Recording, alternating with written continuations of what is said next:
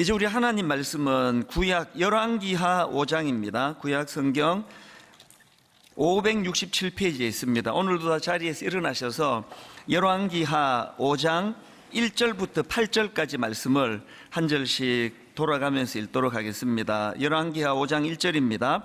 아람 왕의 군대 장관 나아만은 그의 주인 앞에서 크고 존귀한 자니 이는 여호와께서 전에 그에게 아람을 구원하게 하셨음이라.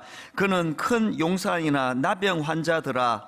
전에 아람 사람이 떼를 지어 나가서 이스라엘 땅에서 어린 소녀 하나를 사로잡음에 그가 나아만의 아내에게 수종들더니 그의 여주인에게 이르되 우리 주인이 사마리아에 계신 선지자 앞에 계셨으면 좋겠나이다. 그가 그 나병을 고치리이다 하는지라.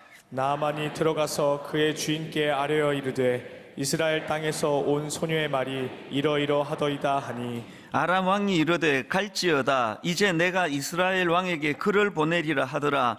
나아만이 곧 떠날새 은 30달란트와 금 6,000개와 의복 10벌을 가지고 가서 이스라엘 왕에게 그 글을 전하니 일러스되 내가 내 신하 나아만을 당신에게 보내오니 이 글이 당신에게 이르거든 당신은 그의 나병을 고쳐주소서 하였더라.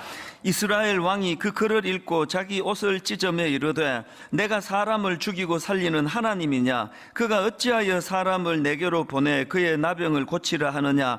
너희는 깊이 생각하고 저 왕이 틈을 타서 나와 더불어 시비하려 함인 줄 알라 하니라. 하나님의 사람 엘리사가 이스라엘 왕이 자기의 옷을 찢었다 함을 듣고 왕에게 보내 이르되 왕이 어찌하여 옷을 찢었나이까? 그 사람을 내게로 오게 하소서. 그가 이스라엘 중에 선지자가 있는 줄을 알리이다 하니라. 아멘. 네, 자리에 앉아 주시기를 바랍니다. 제가 예전에 한번 소개해 드린 적이 있었던 지랄 총량의 법칙 기억하십니까? 하여튼 무슨 설교 시작부터 저런 말을 하느냐 하지만 이게 사실 이게 굉장히 중요한 포인트입니다. 한동대 김두식 교수라는 분이 쓴 책에 나오는 내용인데요. 한 사람이 살아가면서 평생 동안 하게 될 지랄의 총량이 정해져 있다. 이게 이제 지랄 총량의 법칙인데요. 사실 점잖은 교수님께서 막 이런 법칙을 이제 소개하고 하는 게 참 특이한데 왜 그랬냐 하니까요. 자기 경험에서 나오는 겁니다. 사춘기를 심하게 하는 딸이 있었나 봅니다. 그 아이가 이제 중2병을 앓으면서 굉장히 여러 가지가 복잡했는데 그래서 이제 이 교수님이 어떤 분과 상담을 했는데 그때 들었던 말이 바로 이 법칙입니다. 이런 내용입니다. 모든 인간에게는 평생 쓰고 죽어야 하는 지랄의 총량이 정해져 있다. 어떤 사람은 그 지랄을 사춘기에 다 떨고 어떤 사람은 나중에 늦바람이 나기도 하지만 어쨌거나 죽기 전까지 반드시 그 양을 다 쓰게 돼 있다. 저도 이게 자꾸 입에 담기가 좀 민망한데요. 근데 참 의미가 있는 것 같습니다. 죄성을 가진 우리 인간은 그 사람이 평생에 써야 될 그런 어떤 이걸 다른 말로 뭐라고 표현하지? 그냥 하여튼 지랄이 있대요. 그래서 이제 사춘기를 심하게 해가지고 혼미한 사람은 좀 커서 정신을 좀 빨리 차리고요. 나는 모범생으로 자라서 나 사춘기 없었어. 혹시 지금 그런 분 계세요? 이제 늙으막하게 이제 좀 또 어려울지 모릅니다. 이게 이제 총량 법칙이에요. 제가 이제 이거를 상담을 할 때 우리 부모님들에게 이야기를 종종 들려줍니다. 조금만 견디시면 이게 총량이 이제 다 돼가니까 그렇게 힘내시라고. 그리고 또 제 마음에서 또 늘 마음에 되뇌이는 성도님들을 위로할 때 쓰는 법칙이 또 고통 총량 불변의 법칙 이야기도 제가 많이 하지 않습니까? 한 사람이 태어나서 겪어야 할 가슴 아픈 일, 불행한 일의 양이 이게 정해져 있다는 겁니다. 그래서 지금 이제 어려운 일을 당한 분들한테 위로해 드릴 때 제가 이제 이런 말씀들을 드리곤 하는데요. 사실 이게 좀 어려움을 겪는 사람들을 위로하기 위해서 만든 말이다 보니까 어떨 때는 이게 정말 진실인가? 그렇게 좀 의아할 때가 있습니다. 사람들을 봐도요. 지랄 총량의 법칙이 안 맞는 것 같아요. 사람마다 아주 악한 사람들은 뭐 태어나서 죽을 때까지 그렇게 악하게 살다 죽는 사람이 있고요. 또 사춘기도 안 했고 가정생활도 모범적으로 잘 하시는 분들은 뭐 그냥 뭐 쭉 또 그렇게 가실 확률이 많다고 생각합니다. 이게 이제 위로하려고 하는 이야기겠죠. 그리고 또 이 고통 총량 분류변의 법칙도 마찬가지입니다. 사람마다 진짜 이게 양이 똑같을까? 좀 아닌 것 같아요. 근데 제가 이 법칙을 생각하면서 그러나 이게 왜 의미가 있느냐, 이걸 우리가 잘 믿음으로 받아들이고 뭐 나만 힘드나? 모든 사람 다 힘들지? 나는 내 몫의 어려움을 감당할 수 있을 거야, 그렇게 믿음으로 받고 수용하며 나가는 사람들은 이런 고통이 찾아올 때, 어려움이 찾아올 때 거기에 대하여 굉장히 큰 도움을 받더라는 거예요.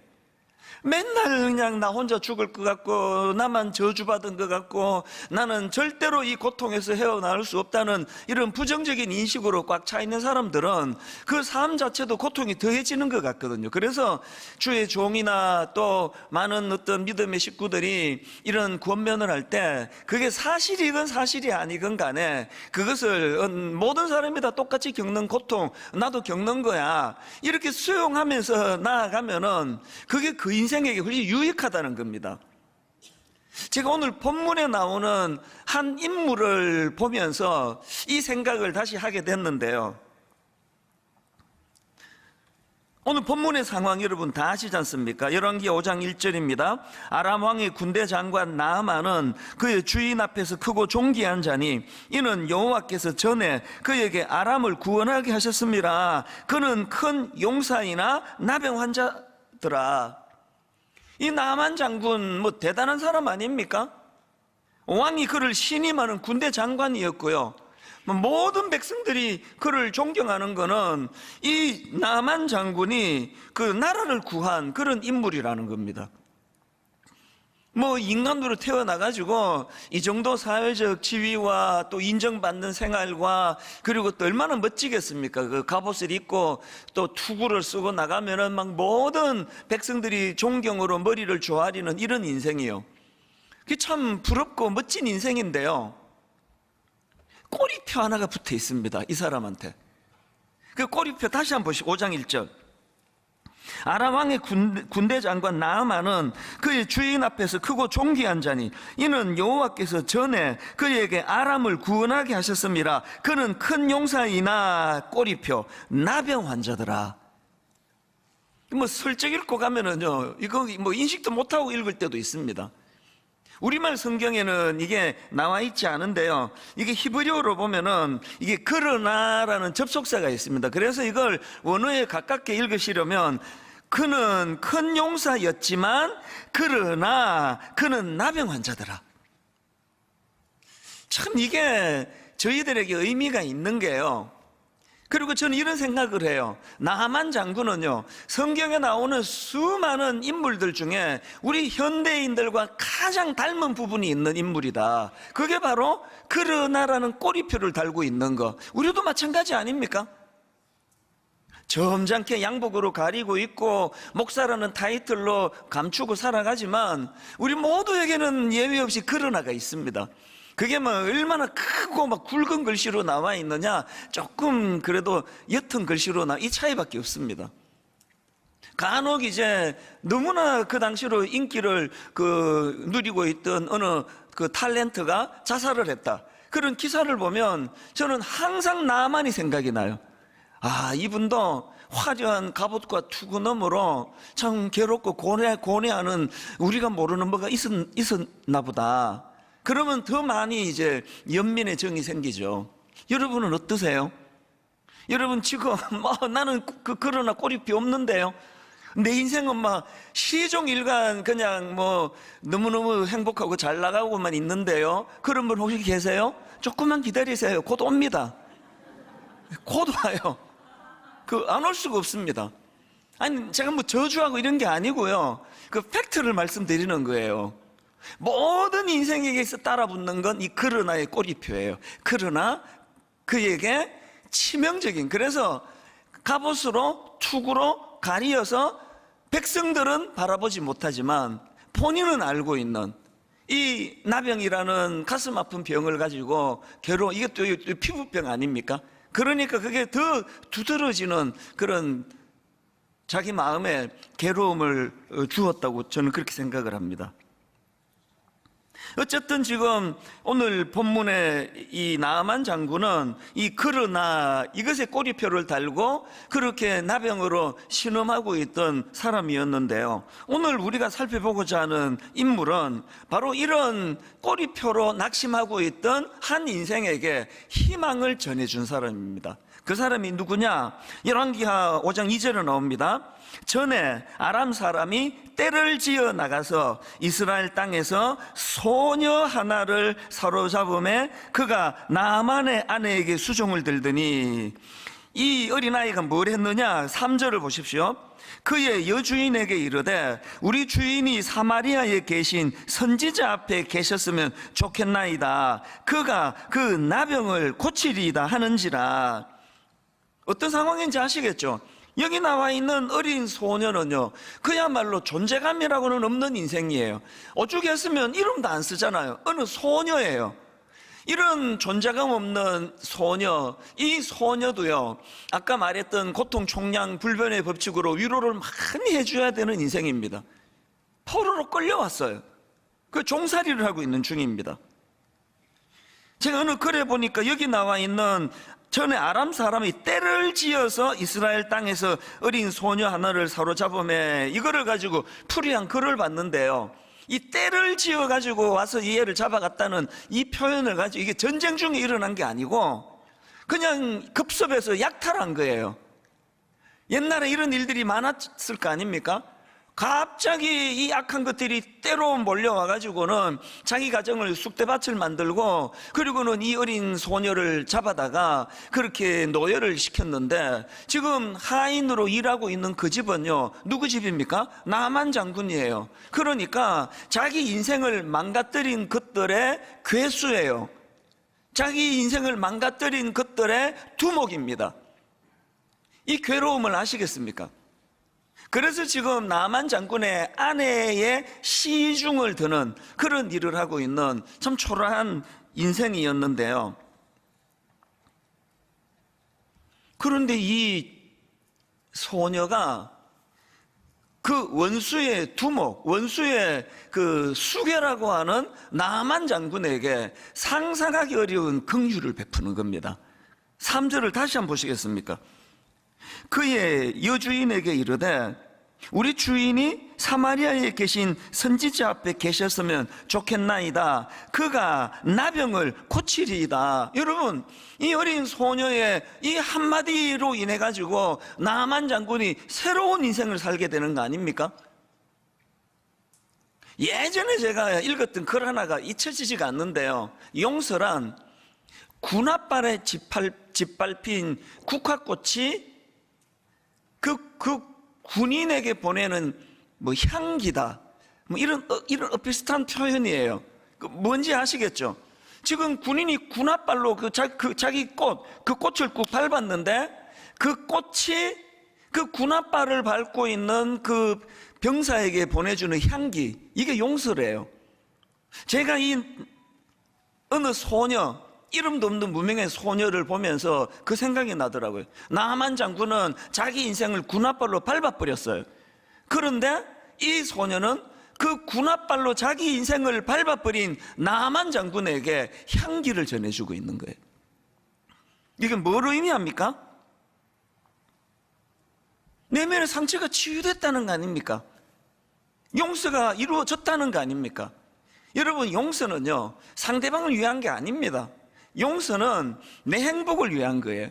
내가 저놈을 용서하지 않으면 절대로 내가 행복할 수 없겠기에, 그래서 할 수 없어서 하는 게 그게 용서인데, 예수 믿는 우리는 그렇게 억지로 하지 말고 그리스도의 사랑으로 더 선행적으로 하자, 이 차이예요.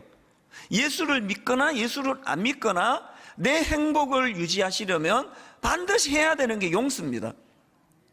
오늘 이 소녀가 보여주는 너무나 아름다운 모습이에요. 그래서 저는요, 이 소녀에게 별명을 하나 지어줬습니다.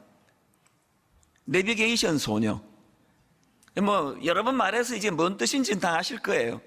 이 인생이 지금 우회전했어야 되는 인생이에요. 우회전했어야 되는 인생인데 나만 장군을 필두로 해서 그 아람 군대 악한 것들이 몰려와가지고 자기 인생을 좌회전으로 몰아버렸어요. 그리고 이렇게 가야 되는데 길을 지금 엉뚱한 길에 가 있는 거예요. 지점이 달라요. 그 어릴 때 부모님 사랑을 받고 어디에 있어야 됩니까? 가정에 있어야죠. 집에 있어야죠. 그런 이 소녀가 불행하게도 듣지도 보지도 못한 그 원수나라, 그것도 그 두목의 집에서 지금 종살이를 하고 있는데, 오늘 이 본문을 보면서 제가 왜 내비게이션이 생각이 났겠냐고요. 내비게이션을 여러분 운전하며 갈 때마다 늘 거기서 하나님의 그 메시지를 받으셔야 돼요. 저는 진짜 은혜 많이 받습니다. 요즘에 그렇게 제가 또 이게 실수를 많이 해요. 예전에 없던. 여기서 빠져야 되는데 하면 저리로 가버리고. 근데 그 내비게이션 아줌마가 저한테 화를 낸 적이 없습니다. 항상. 그리고 또 분석도 안 해줘요. 목사님 이제 나이가 좀 드셨네요. 그런 조언도 안 해줘요. 이 길로 가야 되는데 저 길로 들자마자 이 내비게이션이 하는 일은 오직 뭐라 그랬습니까? 엉뚱한 길로 간 그곳에서 어떻게 하면은 가장 빠른 길로 목적지에 갈 수 있는가. 그래서 막 저는 그걸 자꾸 인식하니까요, 막 그 내비게이션이 막 검색하고 돌리는 소리가 들리는 것 같은 착각을 빠질 게 되겠습니다. 막 급하게 돌려요. 그래야 조금이라도 혼란을 막으니까요. 이 지금 무명의 소녀가 보여주는 모습이 바로 그거 아닙니까? 그런 약탈하는 것들을 안 만났으면 좋았겠고, 그것 때문에 끌려가지 않았으면 좋았겠지만 어떡합니까? 끌려갔는데요. 이게 이렇게 돼버렸는데 어떡하느냐고요. 그랬을 때 이 소녀가 보여주는 그 어떻게 해서든 그 삶 속에서 그 인생에, 그래서 뭐 이번 생은 망했다 그렇게 하고 사는 그거는 성경적이지 않습니다. 그래서 제가 이 소녀 보고 내비게이션 소녀다, 제가 그렇게 별명을 붙여봤고요. 또 한 가지가 있습니다. 3절과 4절을 보십시오. 그의 여주인에게 이르되 우리 주인이 사마리아에 계신 선지자 앞에 계셨으면 좋겠나이다. 그가 그 나병을 고치리이다 하는지라. 그 다음에 4절. 그랬더니 나만이 들어가서 그의 주인께 아뢰어 이르되 이스라엘 땅에서 온 소녀의 말이 이러이러하더이다니 왕을 찾아갔어요. 이 3절과 4절 사이에는 생략된 많은 일이 있었겠죠. 먼저 이 소녀가 자기 여주인인 나만 장군의 부인한테 그런 얘기를 했겠죠. 그 이야기를 귀담아 듣고는 자기 남편에게 전해줬겠죠. 그리고 부부가 얼마나 긴 시간 대화를 했겠냐고요. 저 어린 말을 믿어도 돼? 저 어린애가 하는 말을 어떻게 믿고 우리가 일을 할 수 있겠냐? 여보, 내가 쟤를 데리고 일한 지가 얼마입니까? 제가 어려도요 허튼 말 하는 애가 아닙니다. 제 말은 믿을 수 있습니다. 뭐 속는 셈 치고 한번 해보자고요. 많은 대화가 오갔을 거예요. 그리고는 나만 장군이 왕을 찾아가서 아주 진지하게 이 문제를 지금 의논하는 게 이게 4절입니다. 나만이 들어가서 그의 주인께 아뢰어 이르되 이스라엘 땅에서 온 소녀의 말이 이러이러하더이다 하니, 그냥 어린애가 하는 말이라고, 혹은 얘가 뭐 그냥 평소에 막 그냥 거짓말을 달고 다니는 이런 애 같았으면은요 접수도 안 했을 거예요. 오늘 이 어린 소녀로 표현되는 이 아이에게 우리가 얻어야 되는 교훈이 뭐가 있겠습니까? 평소에 우리의 삶이 신뢰를 얻는 삶이에요. 저는 우리 그 목사님들한테, 그 개척하는 목사님들한테 많이 이야기해 줍니다. 서둘지 마세요. 교회 키우려고 너무 무리하지 마세요. 5년 뒤, 10년 뒤, 15년 뒤, 20년 뒤에 갔을 때 목사님이 지금 뭐를 급하게 얻으려고 너무나 무리수를 두고 얼렁뚱땅하고 심지어는 과장하고 거짓말하면서 했던 그 모든 것들은 절대로 없어지지 않습니다. 그것이 목사님의 치명적인 독이 될 때가 올 것입니다. 어떤 경우라도 너무 빨리 성장하려고 하지 마세요. 너무 빨리 성공하려고 하지 마세요. 정도를 걸으세요. 천천히 가세요. 여러분 어떠세요? 예수 믿는 사람은 존재 자체가 의심을 살 수밖에 없는 존재예요. 하나도 믿겨지지 않는 소리를 하고 다니니까 그 맨날 뭐 예수라는 사람이 뭐 3일 만에 살아났다 그러고 그거 믿어지세요 그게? 우리 뭐 전도 자체가 이게 말도 안 되는 소리를 하는 거예요 이게. 뭐 예수 믿으면 뭐 천국 간다 그러고 막 이런 이야기를 해대기 때문에요. 여러분 이렇게 믿겨지지 않는 말을 해야 되는 존재로 태어났기 때문에 우리는 그래서 더 정직해야 돼요. 진짜 정직해야 됩니다. 우리 옆집 사람도 저보고 관찰할 거 아닙니까? 그것도 다 알더라고요. 안 믿는 분인데 텔레비에 나오던데요. 이제 시간이 없으니까 엘리베이터에서 만나니까 이제 거두절미하고 텔레비에 나오던데요. 씩 웃고 가요. 아마 지금 굉장히 긴장할 겁니다. 저 집이 언제 지금 쳐들어 전도하러 올 것인가. 저뿐만 아니고 제 안에 아이들 다 관찰할 거예요. 저 집이 어떤 집인가? 지금 뭔가 좀 이단? 이게 좀 뭐 이상한 집? 그래서 저희가 노력하는 건요, 지극히 정상적인 모습을 보여줘요. 과장도 안 하고 막 전도지 들고 찾아가지도 않고, 그리고 제가 얻고 싶은 중요한 그 평가는 이거예요. 저 사람 믿겨지지 않는 예수가 죽었다 살아났다 이 말 빼고는 거짓말 하는 걸 본 적이 없다고. 굉장히 정직하던데 그 평가를 제가 받고 싶은 거예요. 이런 맥락에서 보면요, 요셉하고 여기 나오는 소녀가 굉장히 닮은 게 많아요. 타이에 의해 가지고 그렇게 남의 나라로 끌려갔다는 것도 공통점이고요. 그리고 또 하나 공통점이 있습니다. 창세기 39장 4절에 요셉을 보세요. 요셉이 그의 주인에게 은혜를 입어 섬김에 그가 요셉을 가정 총무로 삼고 자기의 소유를 어떻게 했다고요? 자기의 소유를 다 그의 손에 위탁하니. 이 소녀와 요셉의 공통점 아시겠죠? 이 기간이 얼마나 됐는지는 모르지만 지금 신뢰를 얻는 거예요. 그래서 요셉 쟤한테는 우리 집 안방 열쇠까지 다 맡겨도 괜찮다. 이게 신실한 그리스도인이 얻어야 돼요. 지난 일주일 동안 특세로 은혜 받고 충만해진 분들이 계시다면 오늘부터 해야 될 목표는 정직해지는 겁니다. 그리고 신뢰를 얻는 거예요. 그리고 지난주에도 말씀드렸지만, 설교 시간에 그 특세 때도 말씀드렸지만, 여러분이 저한테 원하는 대로 사시면 돼요. 여러분 저한테 뭘 원하세요? 우리 목사가 강단에서 자기가 설교한 대로 살려고 좀 애는 썼으면 좋겠다. 그거 원하시는 거 아닙니까? 여러분도 그렇게 사세요. 이게 오늘 소녀에게서 우리가 얻을 수 있는 너무나 중요한 메시지예요. 이런 태도를 견지했기 때문에 나만 장군이라는 원수 같은 그 한 사람의 인생을 정말 행복으로 뒤바꾸어 놓는 역할을 한 게 이 오늘 본문에 나오는 소녀인데요. 그래서 제가 이 소녀의 특징을 두 가지로 정리를 해봤습니다. 첫째, 이 소녀의 특징이 뭐냐? 단순한 믿음을 가진 거예요. 제가 관로하고 이거 강조했습니다. 단순한 믿음, 복잡하지 않아요. 복잡하지 않은 단순한 믿음을 갖고 있습니다. 3절을 다시 보십시오. 그 여주인에게 이르되 우리 주인이 사마리아에 계신 선지자 앞에 계셨으면 좋겠나이다. 그가 그 나병을 고치리다 하는지라. 이 굉장히 단순하죠. 그런데 여러분, 이 내용이 지금 그렇게 단순한 내용이 아닙니다.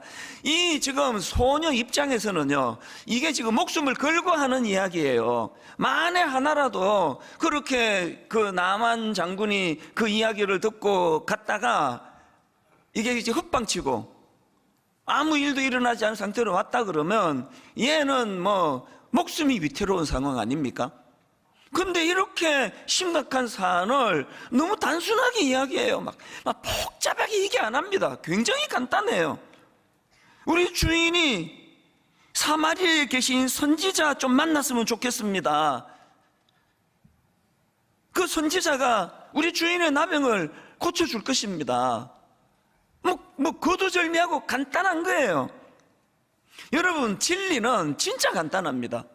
이 어린 소녀처럼 우리도요, 평소에 정직하게 살고 허튼 말 안 하고 신뢰를 얻고, 그리고 누구에게 권면을 할 때 그냥 간단하게 있는 그대로예요. 사기치는 사람이 말이 많아요. 속여야 되니까. 예수 전할 때 그렇게 복잡하게 하실 필요 없습니다. 내가 경험한 거, 내가 만난 거. 너무너무 간단해요. 하나님 살아 계세요. 간단하잖아요. 원숭이가 어떻게 해가지고 내가 그렇게 된 거 아니에요. 하나님이 의도로 갖고 날 만드셨습니다. 근데 그 하나님을 어긋나 버렸어요. 교만으로, 탐심으로. 그래서 오늘도 주님께서 여러분을 또 저와 더불어 이곳에 모여 참 그 하나님의 은혜를 누리게 하시려고 예수 그리스도를 통해서 십자가를 각인시켜 주시는 거 아닙니까? 굉장히 간단한 거예요. 이 어린 소녀가 이런 단순한 믿음을 갖고 있었는데 여기에 반해가지고 그 6절에 나오는 이스라엘 왕을 한번 보세요. 그래서 이제 나만 장군이 이제 그 이스라엘로 가서 그 선지자를 만나기로 결정하면서 이제 6절입니다. 이스라엘 왕에게 그 글을 전하니 일러서되 내가 내 신하 나만을 당신에게 보내오니 이 글이 당신에게 이르거든 당신은 그의 나병을 고쳐주소서 하였더라.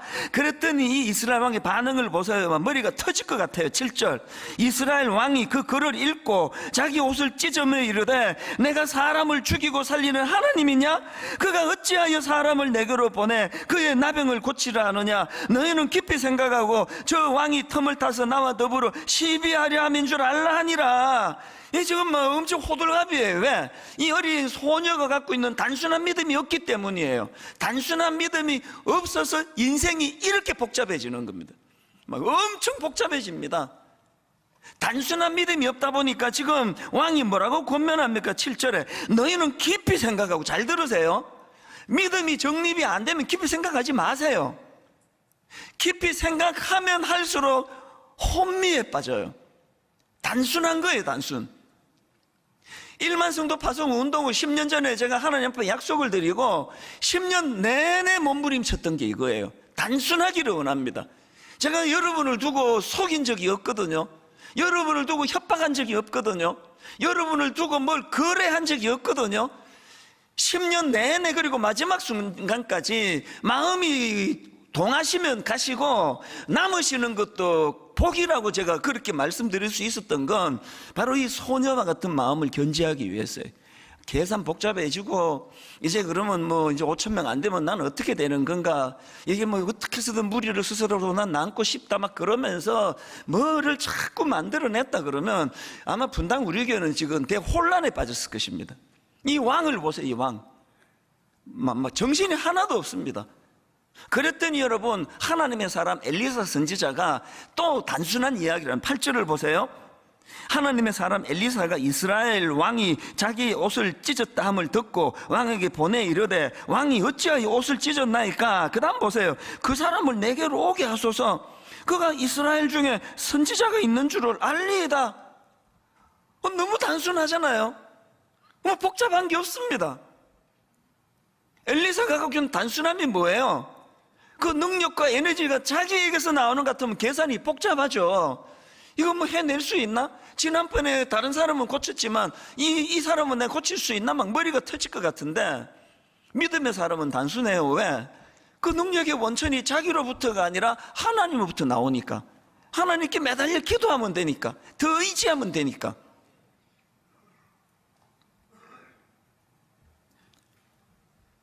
어린 다윗이 지금 왕도 부들부들 떨고 정규 훈련 받은 군사도 부들부들 떨 때에 이 어린 다윗이 겁없이 골리앗한테 와가지고 사무엘상 7장 45절 다윗이 블레셋 사람에게 이르되 너는 칼과 창과 단창으로 내게 나오거니와 나는 만군의 여호와의 이름 곧 내가 모욕하는 이스라엘 군대의 하나님의 이름으로 내게 나아가노라. 엄청 단순하잖아요. 그리고 무기도 그냥 온 무슨 갑옷 사이로 무슨 큰 칼로 안 되면 단창을 사용하고 단창으로 안 되면 수류탄을 쓰고 그런 거 없습니다. 얼마나 단순했으면 그냥 갑옷이고 뭐고 옷 다 벗어 던지고 자기 평상시 옷을 입고 가는 거예요. 물맷돌 하나 들고 가는 거예요. 오래 예수 믿으신 분들, 그리고 예수 믿은 지 얼마 안 되시는 분들 출발을 잘 하셔야 됩니다. 믿음은 단순한 거예요. 복잡하지 않습니다. 하나님 살아계십니다. 오늘 이 시간 하나님이 우리의 예배를 받고 들으십니다. 그리고 기도하는 자들에게, 그 답답한 마음을 가지고 주님 앞으로 나가 신음하는 자들에게 하나님은 우리의 기도를 외면하지 않으시는 분인 줄 믿으시기를 바랍니다. 굉장히 단순한 거예요.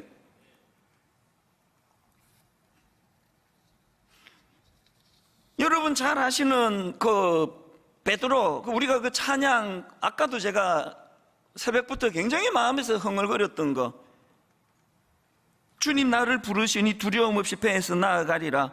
주님 나를 부르시니 주님 내게 오라시니 주님 보고 계시기에 의심치 않고 바다를 걸어가리라. 그 배경 다 아시죠? 풍랑 이는 바닷가에서요, 바다에서 예수님은 기도하러 따로 이 산으로 가시고 제자들끼리 지금 그 배를 타고 가다가 풍랑을 만났네요. 그리고 자기들은 고기 잡는 어부들이 대부분이니까 그 풍랑을 한두 번 만났습니까? 그 풍랑 만나는 게 자기들이 인생인데요. 그랬는데 안 되는 거예요.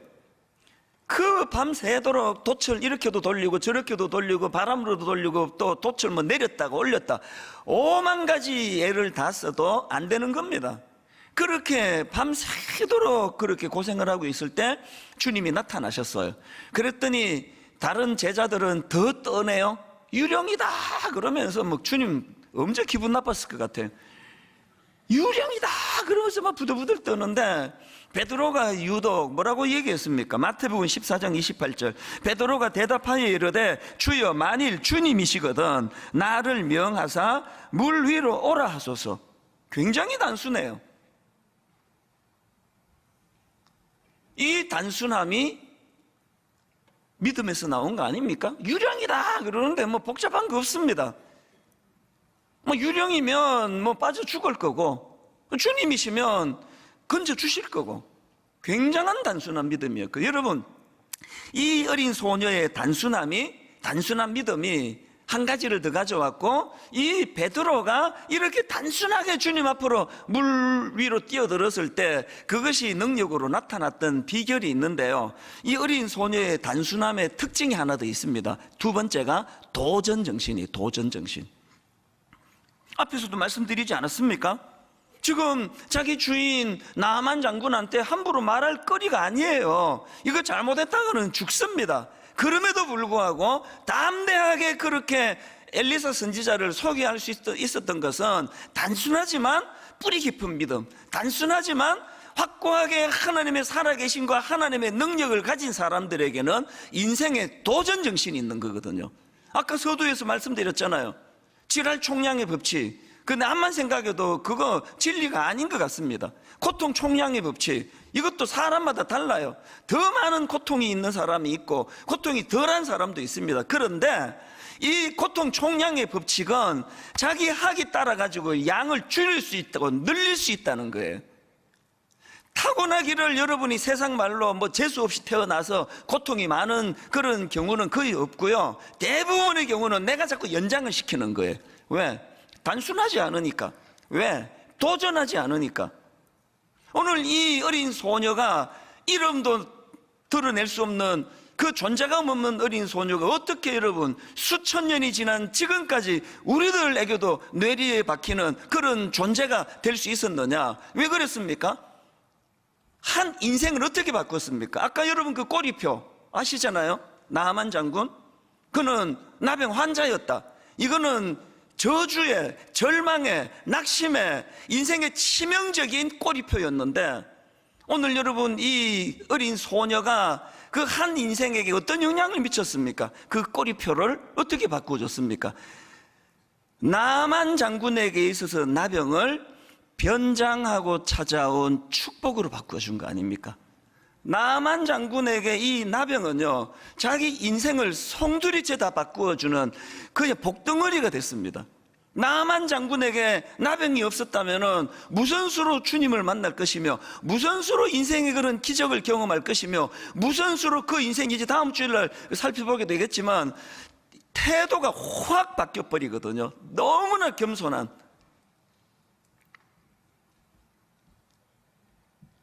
여러분이 먼저 단순한 믿음과 도전 정신을 가지고 여러분이 먼저 여러분 인생의 꼬리표로 붙어있는 그런 날을 변장하고 찾아온 축복으로 바꾸어 주시기를 바랍니다. 여러분 인생이 먼저 변장하고 찾아온 축복으로 나만의 나병 같은 우리의 가슴 아픈 것들을 바꾸어 주시고, 그리고 사명이 있습니다. 오늘 수많은 제2, 제3의 나만 장군이 너무너무 많은 이 시대에 여러분의 며느리에게, 여러분 그 시어머니에게, 친정엄마에게, 누구에게나 여러분 그 꼬리표처럼 저주처럼 붙어있는 그 사람 인생의 그런 날을 과감하게 떼주시는 역할을, 그런 일을 행하는 믿음의 성도님들 되시기를 바랍니다.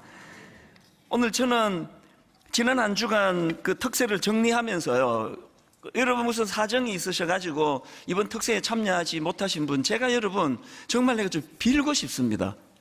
홈페이지 들어오셔가지고요, 아니면 유튜브 가셔가지고요, 한 주 동안에 어떤 하나님의 역사가 일어났는지 제발 좀 한번 좀 그 살펴봐 주세요. 그 중에서 저는 지난 목요일 날이 계속 오늘 마음에 남는 겁니다. 지난 목요일 날 엘리사 선지자가 베푼 기적 중에서 어떤 일이 있었느냐, 너무 난감한 일을 당한 어느 여성이에요. 남편이 갑자기 죽었습니다. 그리고 그냥 겹친 데 덮친 격으로 집에 원래 빚이 많았나 봐. 이 남편이 빚을 많이 남기고 갔는지 어쨌는지, 그래서 이제 빚쟁이들이 그냥 남자도 없는 집에 들이닥쳐가지고 자기 두 아들을 끌고 노예시키려고 지금 끌고 가는 이런 상황에 너무 다급해서 엘리사 선지자를 찾았는데, 엘리사 선지자가 어떤 처방을 내립니까? 그릇을 준비할래? 그릇을 준비해 갖고 오라. 그러고 하는 말이 열왕기하 4장 3절입니다. 이르되 너는 밖에 나가서 모든 이웃에게 그릇을 빌리라. 빈 그릇을 빌리되 조금 빌리지 말고. 여러분, 이 단순한 명령 속에 엄청 도전을 받는 거예요. 한번 인생의 전환 꿈꾸고 싶지 않으세요? 한 번 이 가난하고 빈곤한 우리 인생 철학도 빈곤하고 지식도 빈곤하고 인격도 빈곤하고 모든 게 빈곤한 우리 인생에 한번 큰 하나님의 은혜의 변화의 물꼬를 한번 경험해 보고 싶지 않으세요? 그릇을 준비해야 돼요. 그 그릇이 어떤 그릇입니까? 빈 그릇이에요. 그래서 생각 많이 하지 말라는 거예요. 그 이스라엘 왕처럼 복잡한 생각으로 내 심령을 다 채워버리면 거기에 하나님의 역사가 일어나기가 어렵거든요.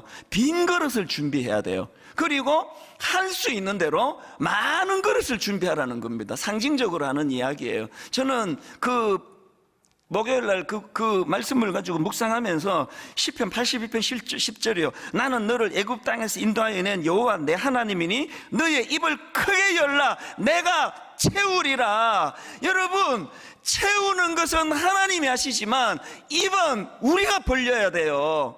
채워주시는 분은 하나님이시지만 그릇은 우리가 준비해야 돼요. 그릇 준비하라 그러면 좀 준비하면 되잖아요. 그 여인이 그날 그 엘리사 선지자가 명할 때 2박 3일 동안 들어앉아가지고 이 그릇을 갖고 뭘로 쓸라 그러지? 이 그릇 빌려갖고 이게 지금 뭐 도대체 왜 필요한 거야? 이러고 앉아 있었으면 아무 일도 일어난 거 아닙니까? 이 코미디 같죠? 여러분 지금 그렇게 살고 계세요. 여러분 지금 대부분의 믿음 없는 분들이 그렇게 살고 있는 거예요. 그냥 좀 단순하게 한번 순종해 보자고요. 좀 단순해질 수 없습니까? 너무 계산 많이 하지 말고 잔머리 굴리지 말고 이스라엘 왕처럼 지레짐작해서 떨지 말고, 오늘 여러분 우리 한번 이 찬양을 같이 부르시면서 정말 베드로와 같은 단순함, 여러분 그 인물 다 아시죠? 베드로 굉장히 단순한 사람이에요. 굉장히 단순한 성격이 베드로를 살리는 거 아닙니까? 그 유령이다 그렇게 하고 더 떨고 앉아있는 그 어떡하려고 그럽니까? 베드로를 뛰어내리는 거 아닙니까? 뭐 그리 복잡하게 생각하냐? 주님이시면 풍랑을 잠잠케 하시는 능력을 가지신 분이라면, 내가 물리를 걷도록 일하시는 분이라면, 그러면 그분은 내 주님 아니시겠니? 단순한 거예요.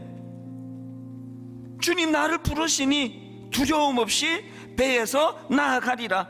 단순한 거예요. 왜 뛰어내렸습니까? 주님 나를 부르시니까. 분당 우리 개척 왜 했습니까? 주님이 하라 그랬으니까요. 41살 10월 말에 옥하는 목사님을 통해서 뜬금없이 고등부하고 있는 저한테 교회 개척해라. 나 무슨 신부름 시키시는 줄 알고 갔다가, 그리고 얼마 뒤에 개척인지 아시죠? 바로 개척했습니다. 해놓고 생각하는 거예요. 나 이게 고등부만 했는데 어떡하지 이제? 신방 가서 뭘 해야 되는지도 모르는데 어떡하지? 그 해놓고 생각했어요. 해놓고. 아무 일 없었습니다. 단순해지시기 바라요. 단순한 믿음. 머리 굴리지 마세요. 저 그런 얘기 종종 합니다. 옥하는 목사님이 저보고 뭐 시키실 때 저 한 번도 NO 이래 본 적은 없었고요, 한 번도요 저도 기도해 보겠습니다 그런 적도 없었습니다. 뭐 하려고 그럽니까? 내가 보기에 그분은 진짜 종인데, 내가 보기에 그분은 진짜 사랑의 교회 담임 목사님이신데, 그분이 기도해보고 저한테 시켰는데 내가 또 복잡하게 뭐하러 또 확인하는 기도를 하겠냐고요. 단순한 거예요. 단순한 것에서 능력이 나오는 겁니다. 우리 한번 이 찬양 부를 동안에 하나님 앞에 내 인생의 오류는 어디에서부터 시작되는지를 한번 돌아보시기를 바랍니다. 같이 찬양하시겠습니다. 주님 나를 부르시니, 주님 나를 부르시니 두려움 없이 배에서 나아가리라. 여러분, 배에서 왜 나가야 되느냐고요? 간단합니다. 주님 나를 부르시니. 배에서 왜 나아갑니까? 주님 내게 오라시니. 아주 간단합니다. 주님 보고 계시기에 자기 혼자가 아니라는 거예요. 의심치 않고 바다를 걸어가리라. 어떻게 뛰어들 수 있었습니까? 주님 보고 계시기에. 어떻게 바다로 뛰어들 수 있었습니까? 주님 여기 계시기에. 여러분 한번 믿음으로 단순하게 선포하세요. 주님 여기 계시기에. 이 깊은 바다가 반석이 되고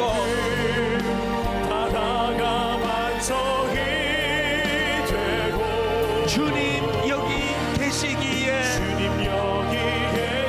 반석 위를 내가 걸어가리라.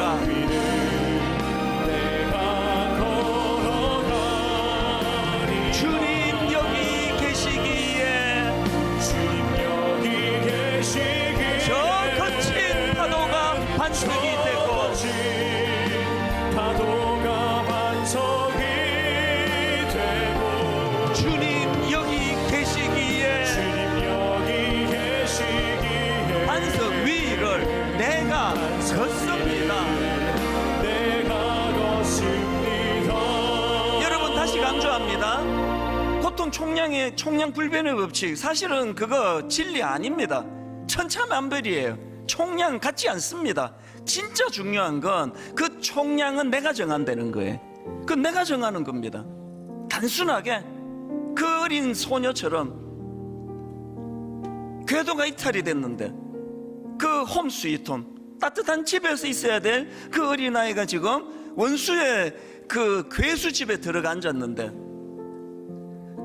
내비게이션, 여기서 내가 어떻게 하는 게 하나님께 영광이 되나? 내가 여기서 어떻게 하는 게 내 인생의 불행을 막을 수 있나? 그래서 제가 내비게이션 소녀라고 별명을 붙일 정도 아닙니까? 여러분, 고통 총량 불변의 법칙 믿지 마십시오.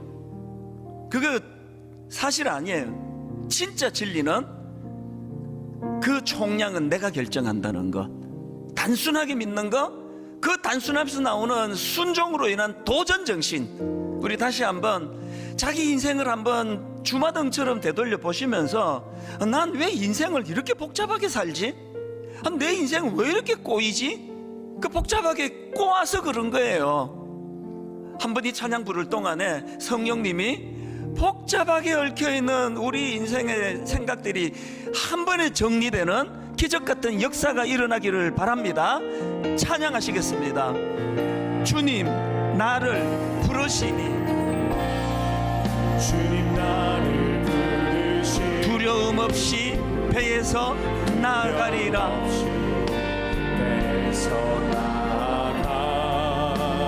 왜 나아갔다고요? 간단합니다. 주님 나를 부르시니.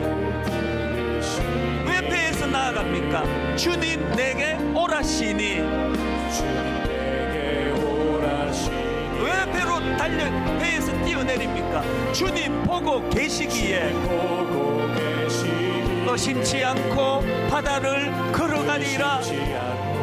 단순한 믿음으로 도전하십시오. 단순한 믿음으로 도전하며 나가기 원합니다. 무슨 능력으로? 주님 보고 계시기에. 주님 여기 계시기에. 한번 힘있게 선포하기 원합니다. 주님 여기 계시기에. 이 깊은 바다가 반석이 되고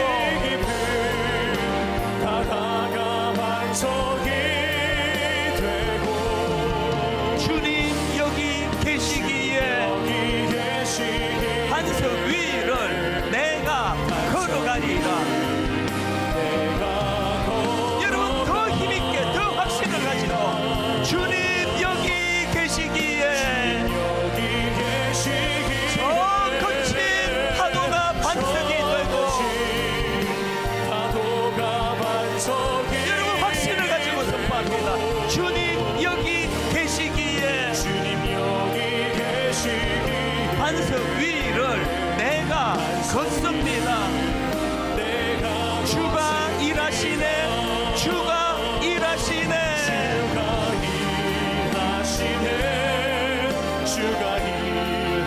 주께 아끼지 않는 자에게. 주가 일하시네. 주가 일하시네. 여러분 하나님은 어떤 자와 일합니까? 신뢰하며 걷는 자에게. 날이 저물어 갈 때, 빈 들에서 걸을 때, 여러분 그때가 하나님의 때. 내 힘으로 안 될 때, 빈 손으로 걸을 때, 여러분 그때 해야 되는 고백. 내가 고백해 여호와 이래. 하나님이 준비하십니다. 주가 일하시네. 주가 일하시네.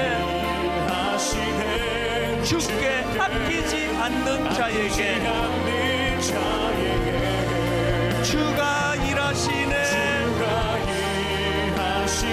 주가 일하시네. 신뢰하며 걷는 자에게. 우리 모인 이곳에 주님 함께 계시네. 진리는 간단한 것입니다. 누리네 아버지 은혜. 적은 떡과 물고기 내 모든 것 드릴 때 우리 고백해 여호와 이래. 선포하십시오. 주가 일하시네. 주가 일하시네. 주께 아끼지 않는 자에게. 주가 일하시네. 주가 일하시네. 신뢰하며 걷는 자에게. 우리가 자리에서 일어나셔서 주먹을 불끈 쥐고 힘있게 선포합니다. 주가 일하시네. 주가 일하시네.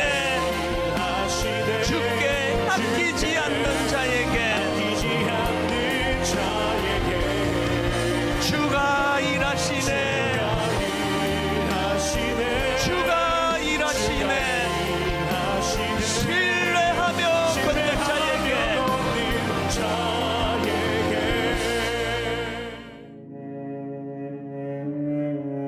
지금은 선교 헌금 시간입니다. 이 예배를 통해 삶 가운데 은혜와 회복이 충만하시길 간절히 기도합니다.